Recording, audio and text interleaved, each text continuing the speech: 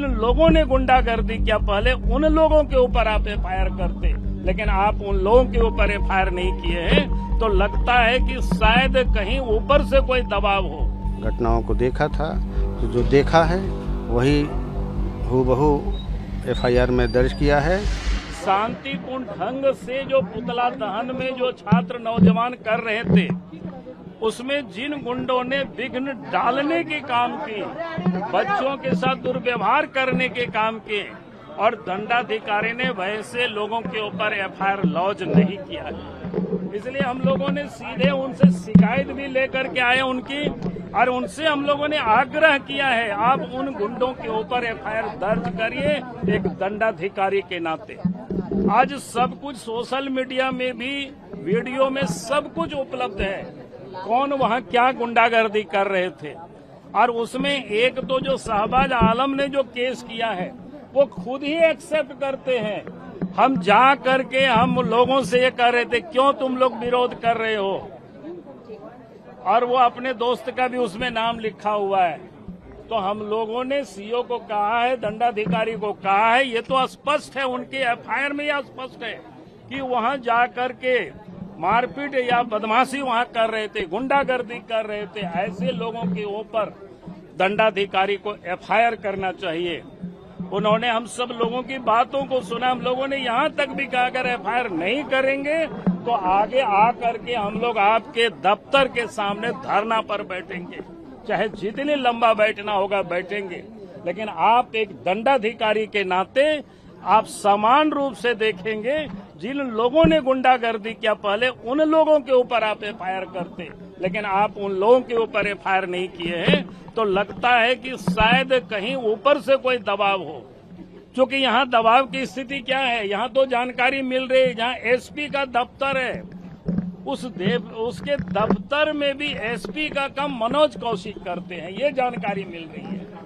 एक दिन पता चलता है कि रात्रि में शायद लड़कों को बुलाया गया गाड़ी से, एसपी बुलाते हैं, लेकिन दफ्तर में जाकर के देखा ही कौन पड़ते हैं बैठे हुए एसपी की कुर्सी पर, जो सीआईडी के जो इंचार्ज है कौशिक, मनोज कौशिक, वो बैठे हुए।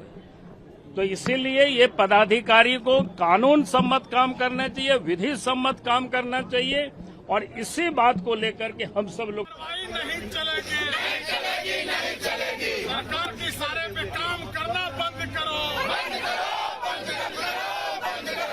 पुतला दहन कार्यक्रम के दरमियान में धक्का मुक्की से संबंधित एक एफआईआर मेरे द्वारा किया गया है।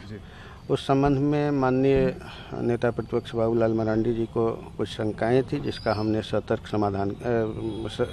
जवाब दिया और संभवतः वे संतुष्ट होकर के गए।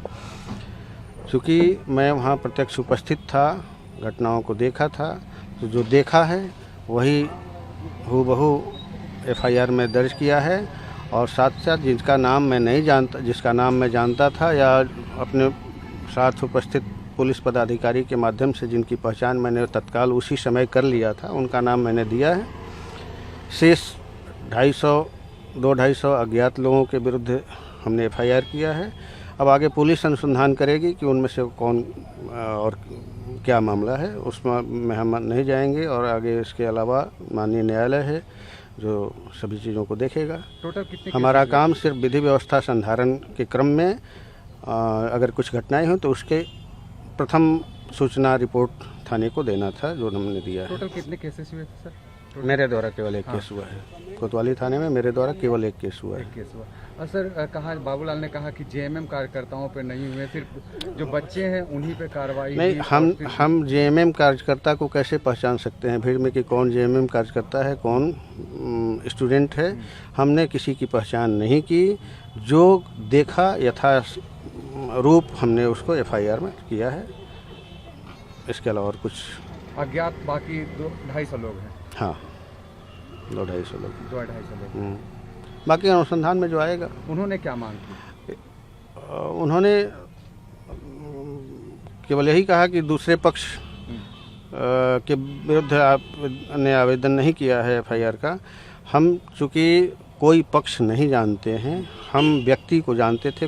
पक्ष कैसे जाना जा सकता है जब कोई झंडा बैनर कुछ भी अगर रहे तो जाना जा सकता था संभवतः, लेकिन जब कुछ भी नहीं है तो हम सभी व्यक्ति को छात्र जानते हैं और उसी अनुरूप हमने अपना काम किया है।